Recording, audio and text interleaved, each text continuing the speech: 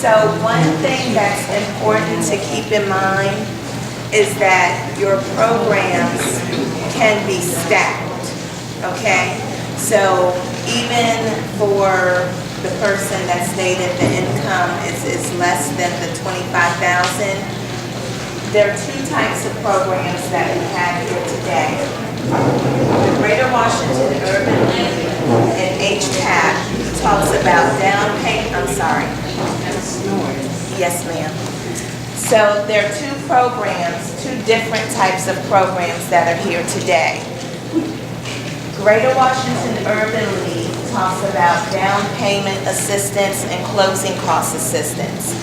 The MANA program talks about government subsidized housing.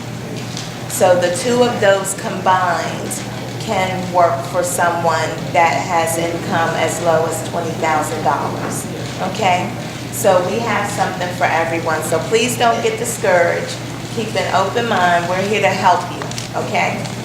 Now that income that you're speaking of doesn't mean the person that has to work in any type of income. Correct. So any source of income that you have, that can be disability, Social Security, retirement, any income at all. So as long as you have something that's coming in on a monthly basis, that counts, okay? Just checking to see if there are any other questions.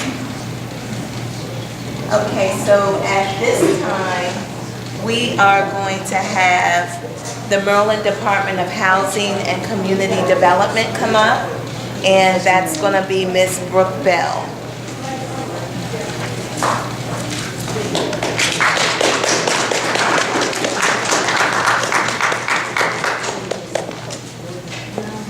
Hi, everybody.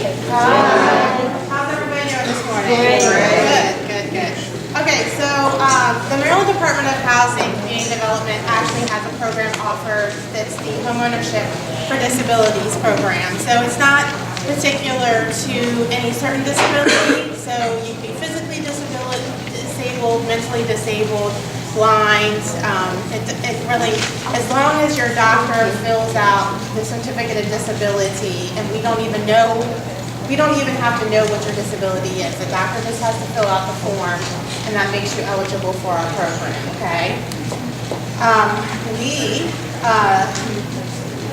basically have a stable loan for 30 years, so it's just a 30-year fixed loan, okay? And it does offer down payment assistance, so your first mortgage will be 80% of the sales price that you've been pre-qualified for.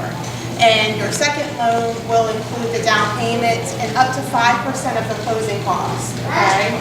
So you could use Greater Washington Urban League as the closing cost assistance included, but if not, we offer up to 5% for closing costs and down payment. We'll cover all of that, okay? And then the remaining amount is basically either up to you as the individual. Generally speaking, our requirement is that the individual only puts $500 down. So, and generally speaking, that individual does only put $500 down in most loans. So $500 would be your down payment, okay?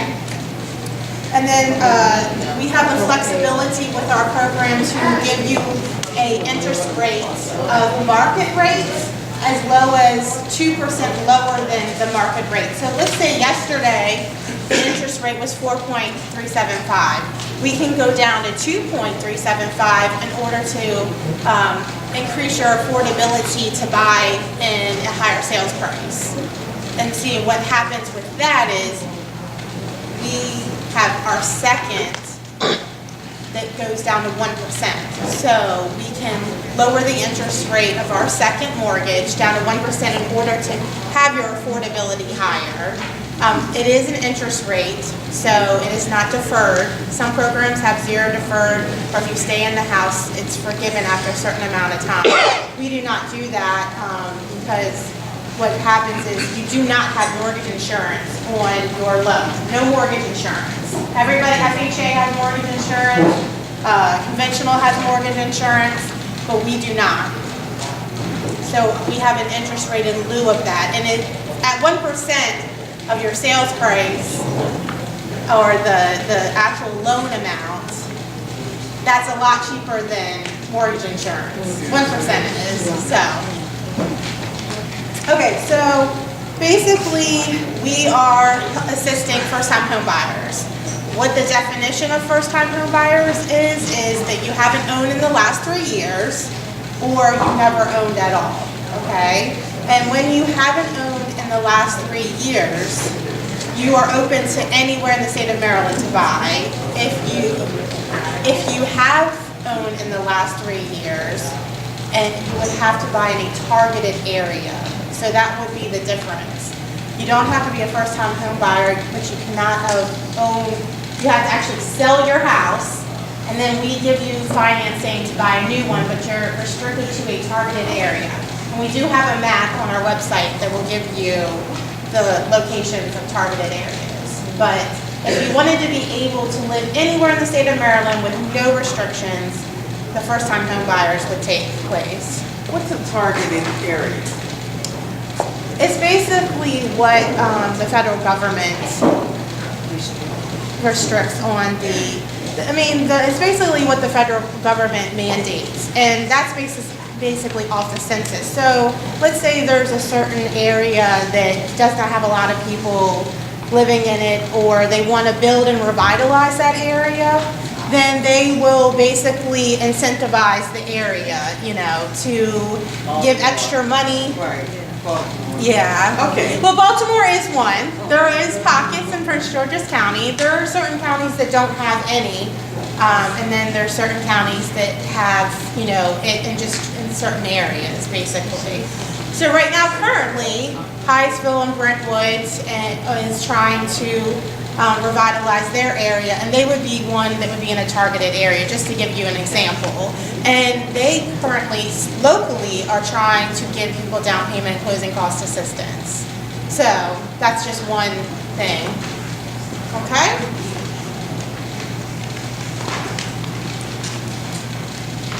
All right. So everybody has the same, as far as getting mortgaging, you're going to get it from a mortgage company, you're going to get it from me. We all have the same qualifications. You have to be 18 years old. You have to, you have to have a valid social security number. And we do not actually allow co-signers. Now that is a difference. FHA does allow you to have co-signers, and we do not. So the person that is on the loan has to actually take possession of the property within 60 days, and it be their primary residence. Okay. So no co-signers. No, because it has to be their primary residence too.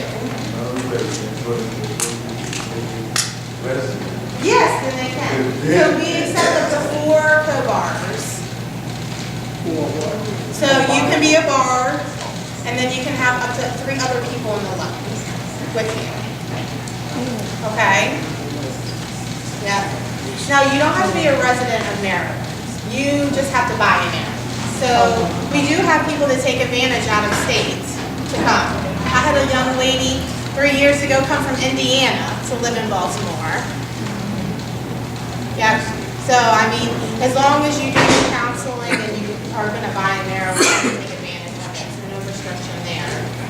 Although I do get calls all the time. People are trying to take advantage of our program in another state.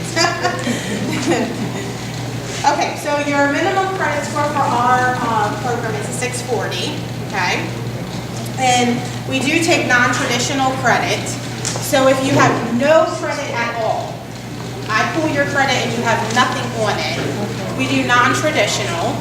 And what non-traditional is any bills that you paid in the last year under your name, and we would need 3 of them. So an example being renting would be 1. Your Petco bill would be 2, and most people have a cell phone number, right? So cell phone bill. And then other things, if that's not the case, you have car insurance. Some people pay supplements for their health insurance, so they might pay something to, or life insurance, any of those things. me, I've learned people pay certain things, and we just kind of go through them. So what other bill are you paying besides just utilities? Do you have a question? I hear everything you're saying, some people's disability, we get a certain type of insurance, back to gas. You're saying you get insurance out? You said it's 600, right? Okay, You said 640. 640. Yeah. That's almost 700. That's almost. Well, so 640 is a fair score. Yeah. Over 680 is good. 700, that's. So like everyone, so basically, just like everybody has said, if you don't come in with a score, we'll go ahead and tell you what you'll need to do to go in, prepare things. So we do the same thing, we do credit counseling, where we tell you how to fix it up. So you might not be ready for homeownership today, but you might be ready for homeownership a year from now. And honestly speaking, there are a lot of people that don't come in with great credits into my program, and sometimes you want it today, you want it tomorrow, you want it next month, you want it 6 months from now, but it did take them some time, but they are now a homeowner right now. I mean, I know it's discouraging sometimes, but they did everything they needed to do, plus saved $500, and they became a homeowner. It just took some time. I mean, it really did. I'm not, in all honesty, I know, not everybody's going to come in that, situation, and they can get help. I mean, that's what Greater Washington Urban League is for, and all the counseling agencies, on the homeownership, counseling side. You might not be ready for the counseling itself, but some of the services they provide are helping you clean up and fix your credit. They will help you with that.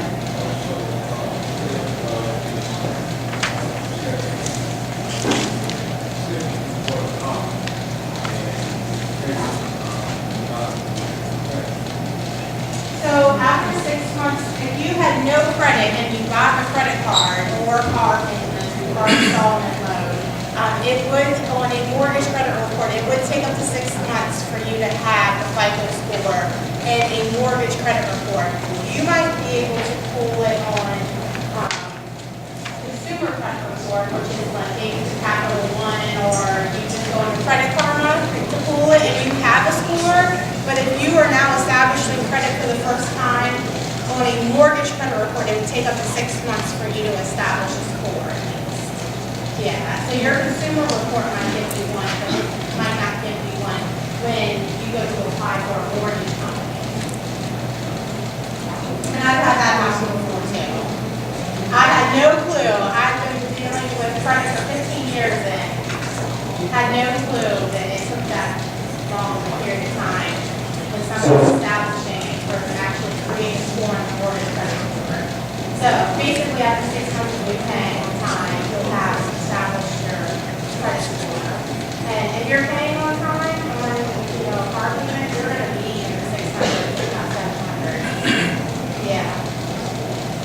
Yeah. Yes, sir.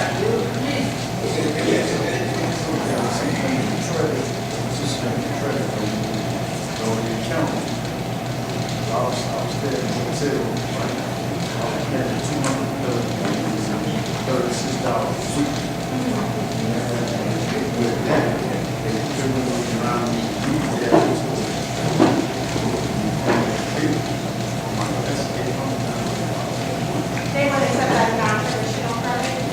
Well, see, the difference between the state and working with a mortgage company is that a lot of times they don't take non-traditional credit to get a loan. So we do. That's one thing that we haven't up to any other mortgage lenders, because we are allowing that. A lot of them don't. I would say probably 90% of them do not do non-traditional credit anymore. They will establish a credit score for you when you come in and help you out that way, but they're not going to take off of that non-traditional credit. So we would accept it as long as you were paying that for a year though. So if you had paid, you had stayed there for a year, employer, we will then accept it. It doesn't matter if it's a hotel or you renting, a house or an apartment. It's just like, if I want for a loan for the house, wouldn't, y'all wouldn't consider it. You can't use cell phone and credit. Yeah, we would. Yep, absolutely. Okay. All right, so our maximum underwriting ratios, and ratios are your income versus your debt that's on that credit report, okay? And so we would only make your payments for your house no more than 30%. And the maximum will be 32% with compensating factors. Compensating factors are years on the job, with credits, saved money, those kind of things. And then all debt combined, being whatever's on the credit report, along with your housing payment, would be only the maximum of 38% and 40% with the same compensating factors. So we have a very conservative ratio, so we're not really making anyone house poor.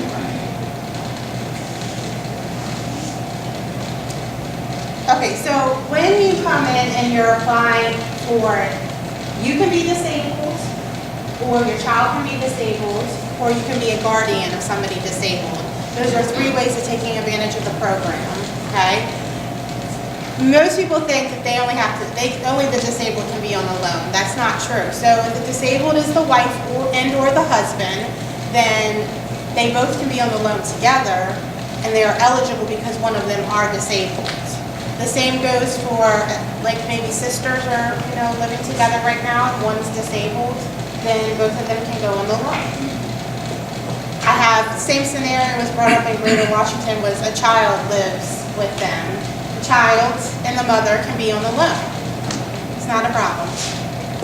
But they do have to qualify, just like any mortgage. They have to have the 640 and everything.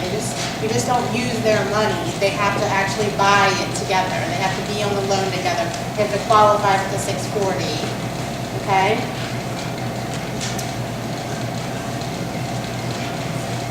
Okay. All right, so our maximum income levels, I'm sorry. Okay, so if you have one disabled person, who's never worked and doesn't have credit, so would you just use the 640 for the other person, say a sister who's disabled and one with a body, and that person has the 640 for So there's different scenarios. If the individual is the sister, if it is disabled, does not have credit, and that's the reasoning behind that is because she cannot sustain living on her own, then honestly that income would be your income.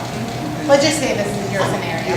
So that would be your income because they're not going to go on the loan, even though they're at the age of 18. They're not mentally or, basically able to financially take care of themselves, and you're the provider, then basically you're almost the guardian of your sister. Right.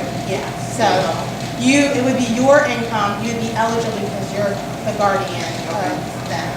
Okay. Okay, so our maximum incomes for Prince George's County are $107,000,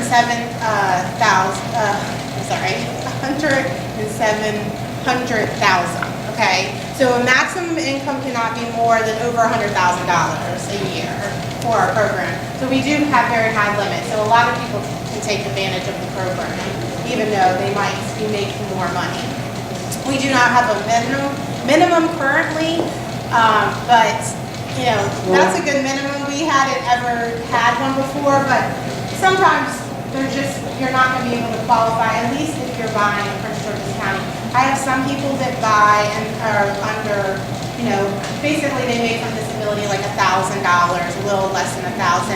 But most of those people live in a lower cost area. So they're living in Western Maryland and Eastern Shore. Around here, unfortunately, the cost of living is expensive. The house prices are high.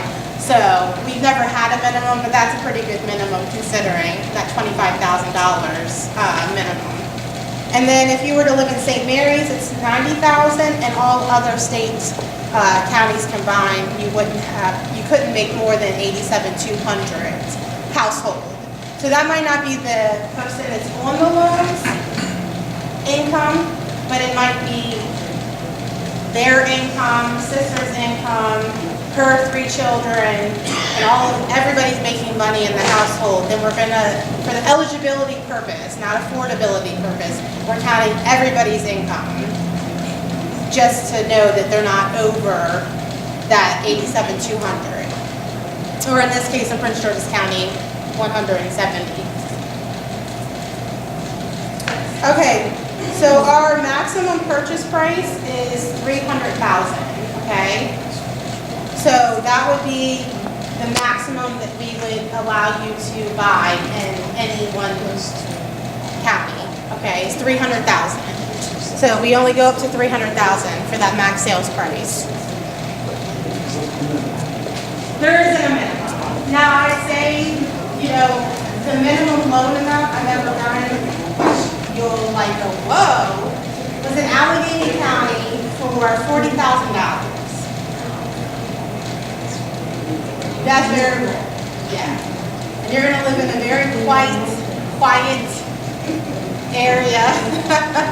And that's fit her needs, you know, so. Well, the house cost in Allegheny County is very low. I mean, I was looking just on, she had given me the link to the house, and I saw a house with probably at least $250,000 to $300,000 in Prince George's County. It was only $125,000, $150,000. It had upgraded kitchen, bathrooms, beautiful exterior, you know. It's just the cost of living is less. I mean, let's say an IT person out there that's working remotely is probably only making $12, $13, $14, $15 an hour. So their income is lower too. So that kind of is why, unless somebody's commuting for a very long commute. So I've done professionals out there, and they're very minimal living and very minimal salary, and it's not like, you know, they're making a lot of money out there. So the cost of the house is lower. What area did you say that was in? Allegheny County. That's a very western Maryland. It's right before Gary. You're almost in West Virginia.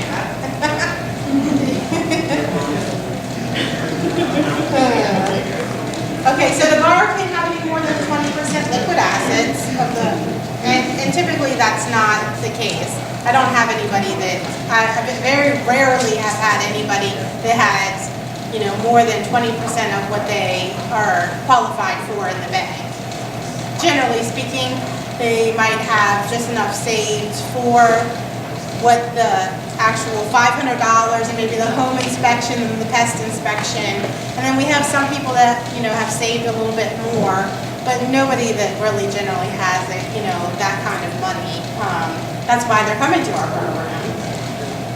So our maximum lot size for somebody that's going to live in a rural area is 4 acres. And we accept detached, attached, semi-detached, townhouses, modulars, condos as eligible property. You do have to complete your home buyer's education before you apply for our program. So you would go to Greater Baltimore, Washington, or any of the other ones. There are quite a few in Prince George's County on our list. And you can check out the Maryland Mortgage Program list, or you can check out my list, which is on the DHCD website. Either one is good because we both have the same list. So, and that is good for 1 year. So if you're quite not ready for, you know, completing everything now, but you're trying to get yourself ready, then you want to probably wait so then you can have it closer and allow yourself that time that you have for a year. Because sometimes you might need, you know, a couple months to actually find something on the market. So you do want that time and not have it where it's expiring anytime soon.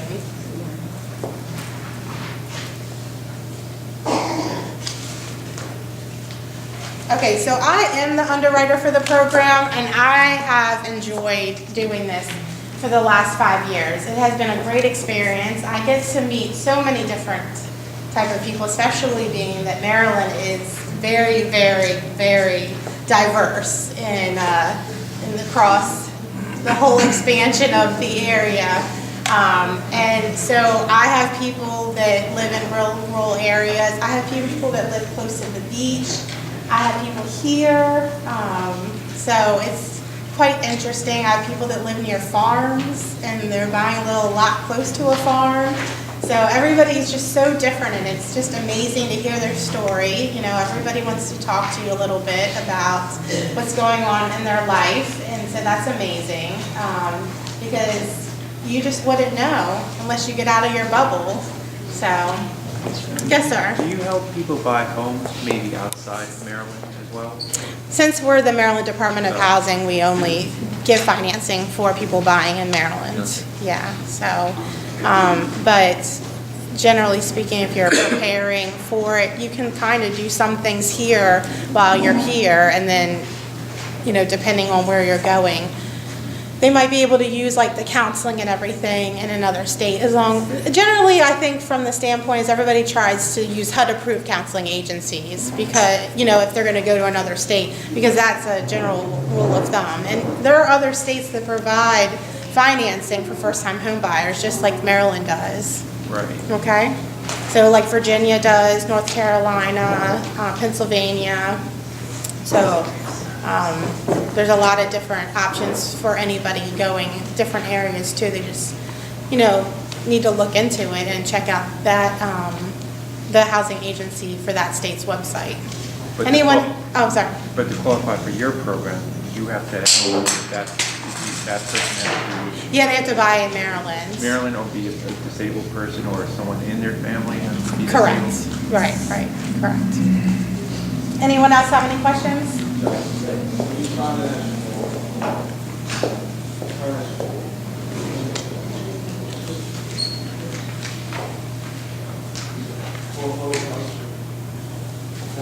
So, that's a good question. Can I finance for foreclosed properties? Yes. I can finance for short sale properties. The only thing is that our program does need to have a move-in ready house. So we aren't going to, if the house is damaged in a non-cosmetic way, for people to piping and stuff out, we aren't providing the rehab financing for that. It would have to be intact. It would have to be in there. Yes. We check the electrical. We don't check it. We will review your home inspection, and you will, you know, provide that to me. I'll look over health, safety, and hazard. So when you go out to go buy a home, you will get a home inspection, and you will provide that back to me.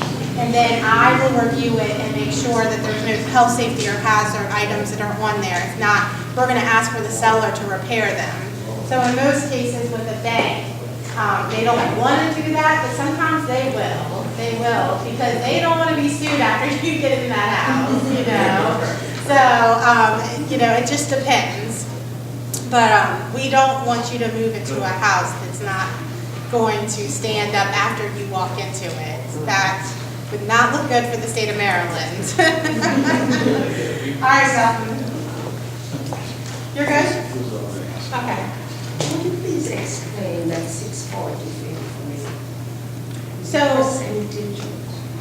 so basically we pull a mortgage credit report that would come and have 3 of the credit agencies on it. It would be TransUnion, Equifax, and Experian, okay? And when we pull your credit, the middle score has to be a 640. So let's say TransUnion was 660, and Equifax was 639, and then Experian was 646. That's the one we would pick, the 646. So you just have to be 640 and above. Okay? So the key to keeping your credit over the 640 is to, whatever is the amount of credit that the creditor is giving you, let's say an example being $500 for a credit card, you want to keep the balance that you're putting on the credit card under 50%. So you don't want to actually put more than $250 on the credit card. That's how, and you want to pay it on time. And that's how you keep that credit score afloat in that 600 range. The more you max out your credit and you don't pay it on time, the less and less the score goes. Okay? Does anyone else have any other questions? Yes, ma'am. We do, and most of my clients actually have a repayment plan based on their income base. So generally, when I do see student loans on the credit report, I ask for them to give me the future payment that they're calculating from the actual lender itself, because the actual amount that was agreed to is generally not the one that they're paying monthly, and sometimes doesn't reflect on there. So I always ask a few questions before going on. And then some people that are disabled, they actually are in a student forgiveness plan. So I also ask about that too. Because if you're disabled, you do have the opportunity to take advantage of having your student loans forgiven. Yeah? What about no tax? So if you have a tax lien on your credit report and you owe Uncle Sam takes our money. They intercept it, so you have to have that paid off before you get a loan. Because if not, we have to ask Uncle Sam, can you please give us back our money, because that's not income. That is a loan for them. Yes, ma'am.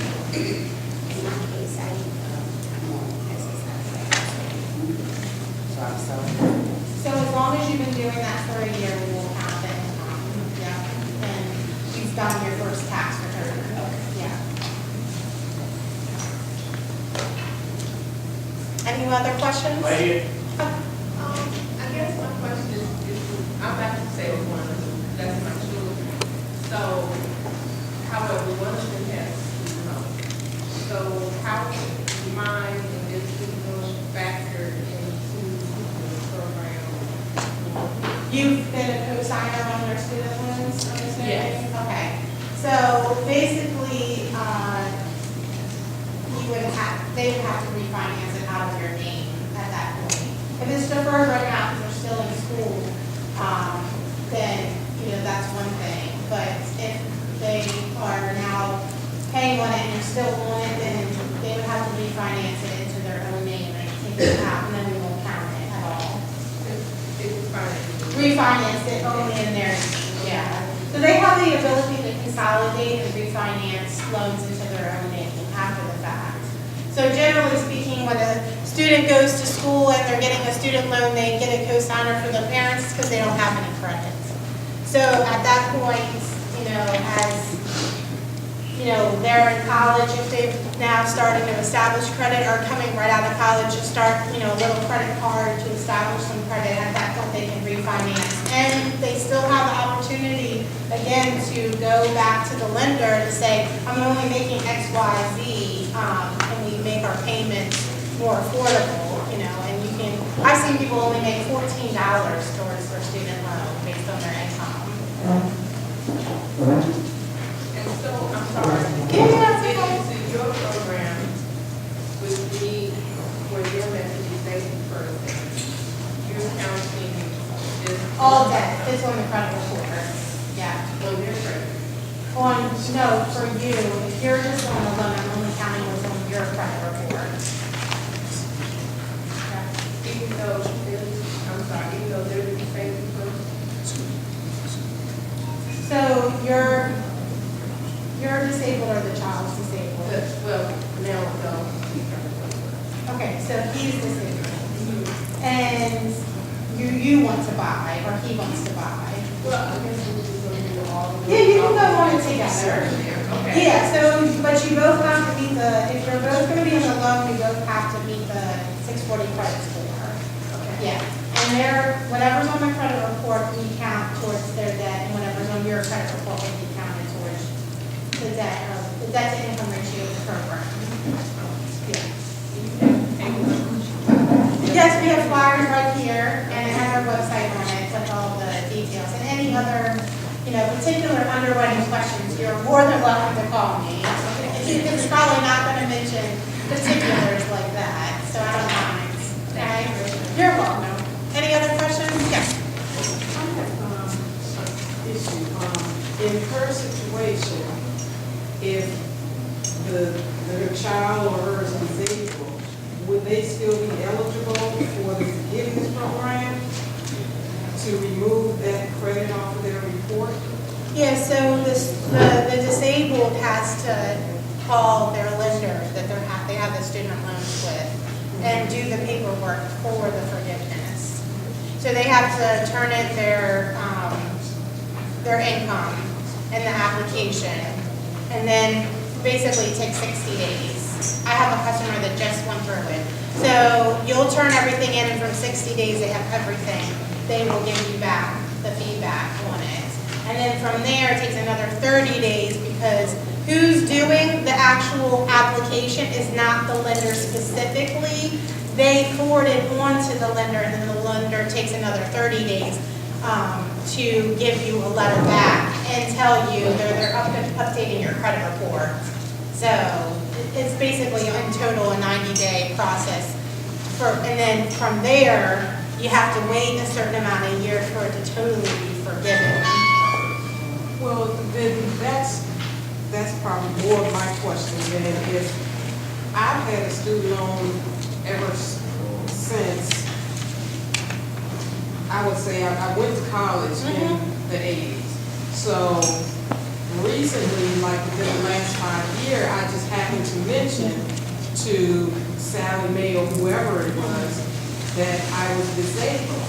And she said, oh, well, I'll send you the papers so that we can forgive your loans.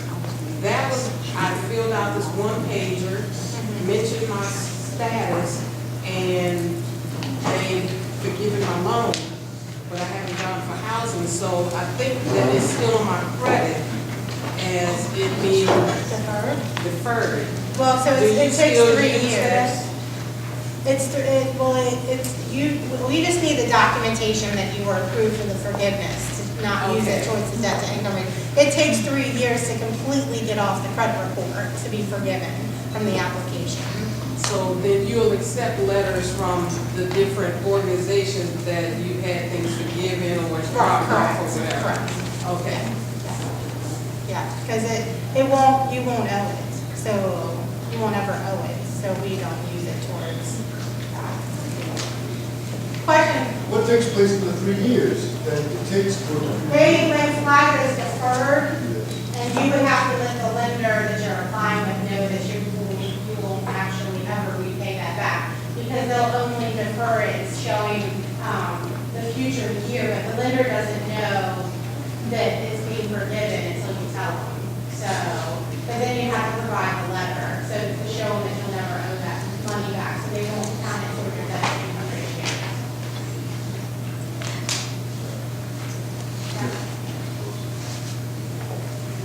Yes, Melton. I would just like to know, why they don't make the affordable houses for Are you talking about owning or renting? affordable houses?